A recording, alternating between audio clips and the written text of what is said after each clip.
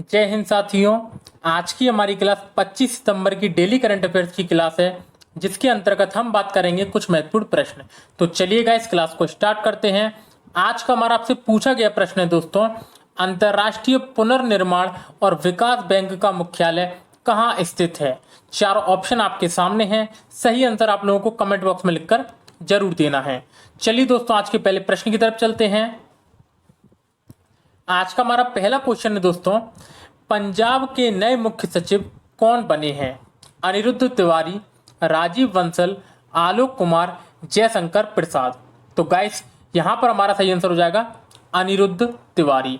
अभी दोस्तों हाल ही में पंजाब के नए मुख्य सचिव कौन बन गए हैं, अनिरुद्ध तिवारी।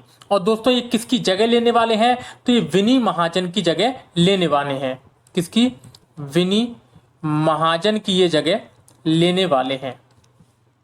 ठीक है दोस्तों, तो ये बात हमें इसमें याद रखनी है। यदि दोस्तों हम पंजाब के बारे में बात करें तो पंजाब की राजधानी चंडीगढ़।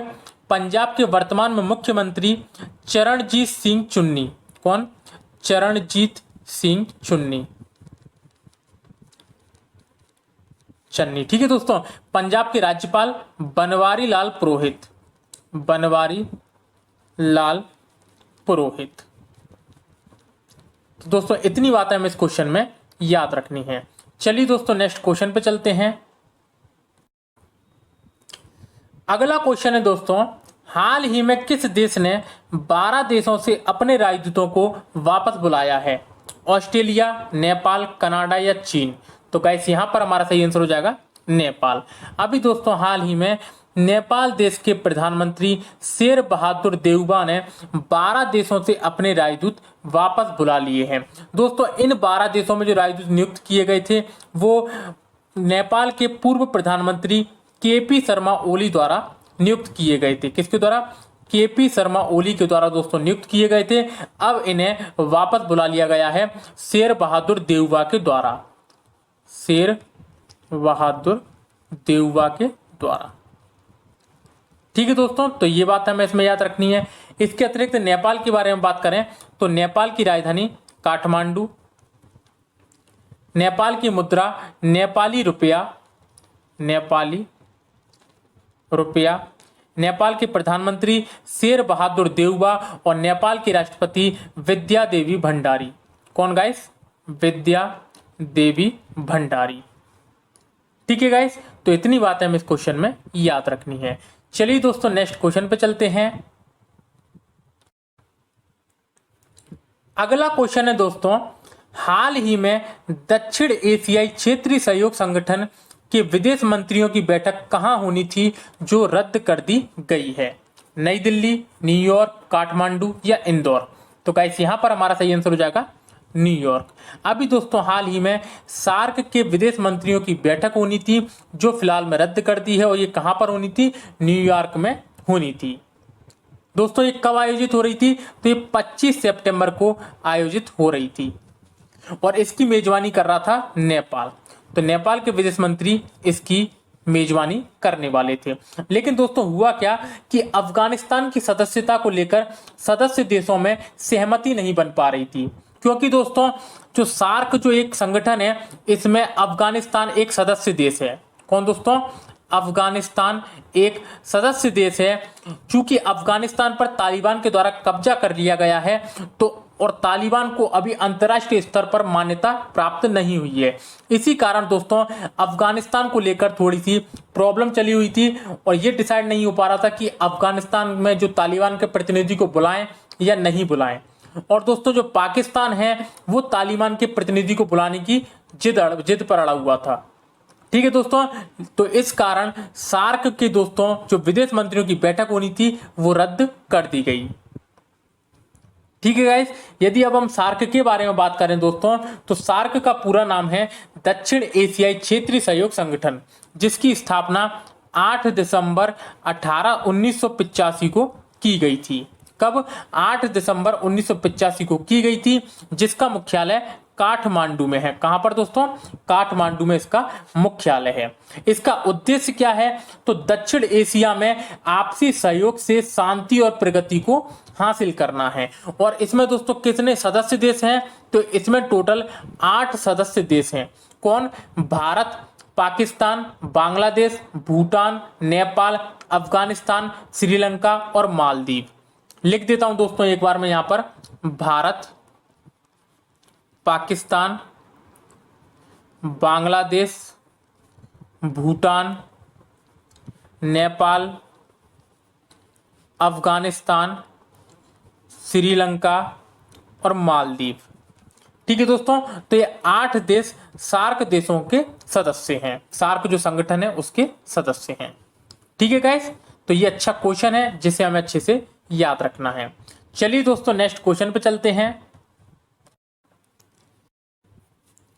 अगला क्वेश्चन है दोस्तों, हाल ही में किस देश की फेरोज फैजा बीथर को 2021 का चेंज मेकर अवार्ड मिला है? ईरान, बांग्लादेश, भारत, पाकिस्तान। तो गाइस यहां पर हमारा सही आंसर हो जाएगा बांग्लादेश। अभी दोस्तों हाल ही में bill and Melinda Gates foundation द्वारा अच्छे स्वास्थ्य और कल्याण को बढ़ावा देने वाले उनके काम के लिए बांग्लादेश की फेरोज फैजा बीथर को 2021 के चेंज मेकर अवार्ड से सम्मानित किया गया है। ठीक है दोस्तों, तो एक बेहतरीन क्वेश्चन है जिसे हमें अच्छे से याद रखना है। ठीक है गाइस, चलिए नेक्स्ट क्वेश्चन पे चलते हैं। अगला क्वेश्चन है दोस्तों, हाल ही में योगेश सिंह किस विश्वविद्यालय के कुलपति नियुक्त हुए हैं? दिल्ली विश्वविद्यालय, बीएचयू, एएमयू या इनमें से कोई नहीं। तो गाइस यहां पर हमारा सही आंसर हो जाएगा दिल्ली विश्वविद्यालय। अभी दोस्तों हाल ही में दिल्ली टेक्निकल यूनिवर्सिटी के कुलपति योगेश सिंह को राष्ट्रपति के द्वारा दिल्ली विश्वविद्यालय के कुलपति के रूप में नियुक्त किया गया है। पहले दोस्तों ये कहां के कुलपति थे? दिल्ली टेक्निकल यूनिवर्सिटी के। ठीक है दोस्तों, अभी हाल ही में 2 विश्वविद्यालय के कुलपति नियुक्त किए गए हैं राष्ट्रपति के द्वारा। कौन कौन से? एक तो दिल्ली विश्वविद्यालय के कुलपति योगेश सिंह और एक नीलिमा गुप्ता को डॉक्टर हरि सिंह गौर विश्वविद्यालय का कुलपति नियुक्त किया गया है। किसे? नीलिमा गुप्ता। इन्हें दोस्तों किसका नियुक्त किया गया है? तो डॉक्टर हरि सिंह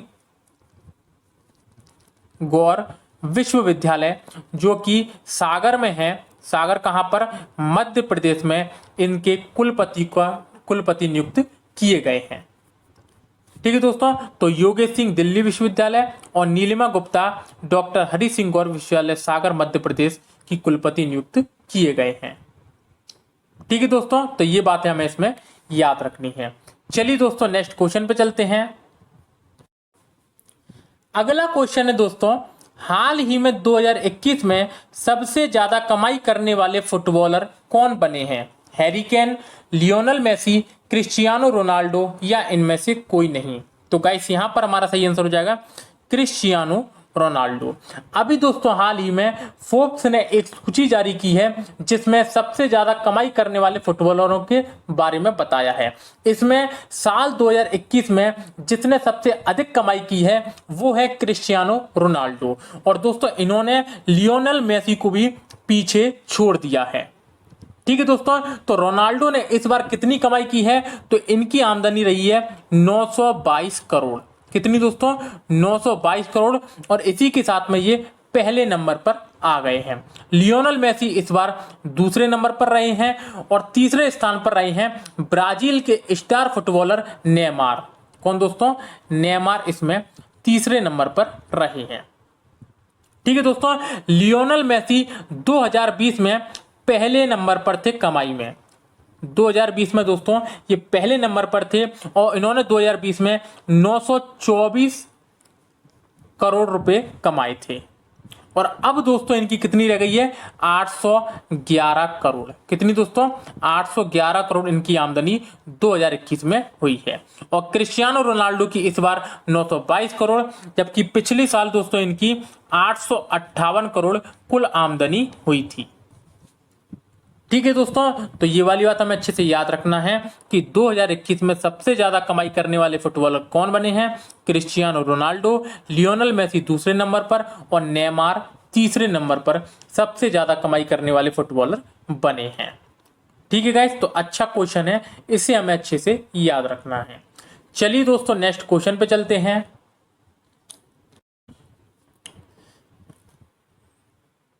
अगला क्वेश्चन है दोस्तों, हाल ही में जारी digital quality of life index 2021 में भारत कौन से स्थान पर रहा है। 57वें, 63वें, 10वें या 59वें। तो गाइस यहां पर हमारा सही आंसर हो जाएगा 59वें। ठीक है दोस्तों, तो हाल ही में जारी digital quality of life index 2021 में भारत को 59वां स्थान प्राप्त हुआ है। और दोस्तों भारत की स्थिति में पिछले साल की अपेक्षा गिरावट आई है। क्या ये दोस्तों गिरावट आई है, और भारत को पिछले साल 57वां स्थान प्राप्त हुआ था, लेकिन अब नीचे गिर के दोस्तों 2 रैंक नीचे गिर गया है और 59वें स्थान पर आ गया है। इस इंडेक्स के द्वारा इंटरनेट की स्पीड के बारे में बताया गया है कि किस देश द्वारा इंटरनेट की स्पीड बेहतर उपलब्ध कराई जाती है। ठीक है दोस्तों, तो यहां पर जो पहले नंबर पर आया है वो आया है डेनमार्क। कौन दोस्तों, डेनमार्क यहां पर पहले नंबर पर आया है। दूसरे नंबर पर दक्षिण कोरिया आया है। कौन, दक्षिण कोरिया। तीसरे नंबर पर आया है फिनलैंड। और भारत को स्थान मिला है 59वां। दोस्तों क्या मिला है 59वां। ठीक है दोस्तों, तो ये बात हमें इसमें याद रखनी है। चलिए दोस्तों नेक्स्ट क्वेश्चन पे चलते हैं। अगला क्वेश्चन है दोस्तों, वाणिज्य एवं उद्योग मंत्रालय द्वारा वाणिज्य सप्ताह कब से कब तक मनाया जाएगा। 20 से 26 सितंबर, 20 से 27 सितंबर, 23 से 29 या 20 से 30।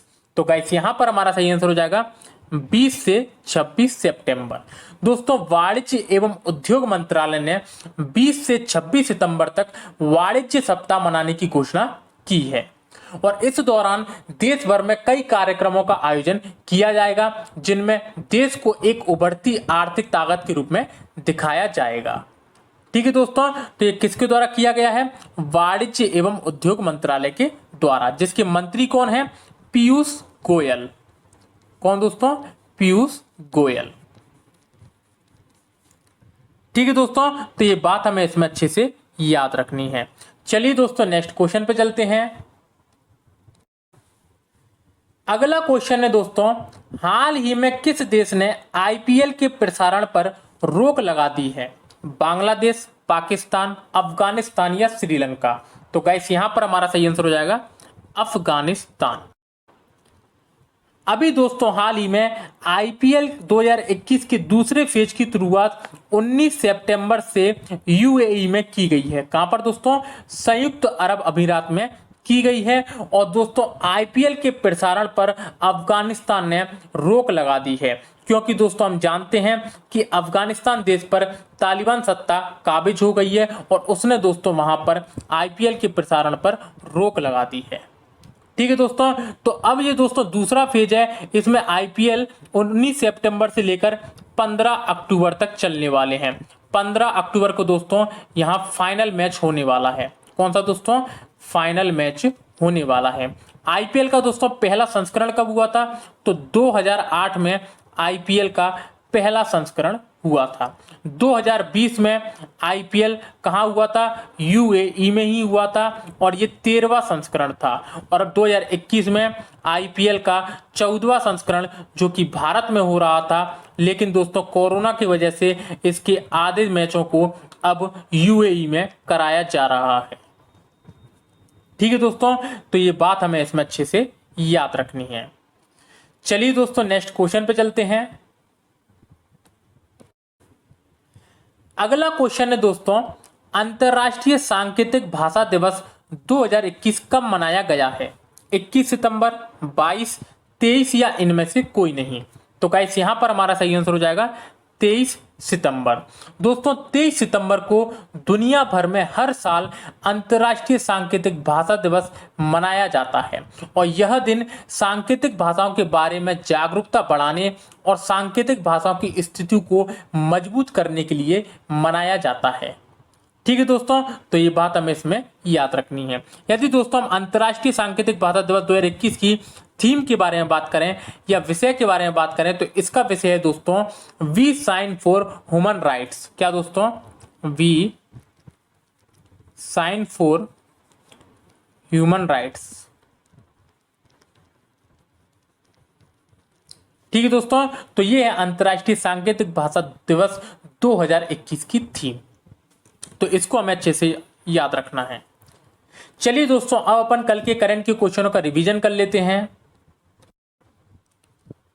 पहला क्वेश्चन है दोस्तों, हाल ही में नागरिक उड्डयन मंत्रालय का सचिव किसे नियुक्त किया गया है? तो Rajeev Bansal. Next question, Justin Trudeau किस देश के लगातार तीसरी बार प्रधानमंत्री बने हैं? कनाडा। नेक्स्ट क्वेश्चन, हाल ही में किस राज्य के 6 गांव में एक चाय पार्क स्थापित किया जा रहा है? तो असम। नेक्स्ट क्वेश्चन, हाल ही में सना रामचंद्र गुलवानी किस देश की पहली हिंदू महिला सिविल सेवक बनी है? तो पाकिस्तान। नेक्स्ट क्वेश्चन, योगेश्वर सांगवान किस देश में भारत के अगले राजदूत बने हैं? Paraguay. Next question, the Himalayan film festival 2021 का पहला संस्करण कहां आयोजित होगा? लेह लद्दाख। नेक्स्ट क्वेश्चन, हाल ही में नॉर्वे शतरंज ओपन 2021 का खिताब किसने जीता है? तो डी गुकेश। नेक्स्ट क्वेश्चन, 21 सितंबर 2021 में भारत के किन 2 समुद्र तटों को ब्लू फ्लैग प्रमाणन से सम्मानित किया गया है? तो कोवलन और ईडन, उपरोक्त दोनों। Next question, dancing with dreams नामक पुस्तक किसने लिखी है? तो ये लिखी है दोस्तों आदित्यनाथ दास ने। नेक्स्ट क्वेश्चन, हाल ही में विश्व राइनो दिवस कब मनाया गया है? तो ये मनाया गया है दोस्तों 22 सितंबर को। और कल का हमारा आपसे पूछा गया प्रश्न है दोस्तों, विश्व कैंसर दिवस कब मनाया जाता है? 2 फरवरी, 3, 4 या इनमें से कोई नहीं। तो गाइस यहाँ पर हमारा सही आंसर हो जाएगा 4 फरवरी।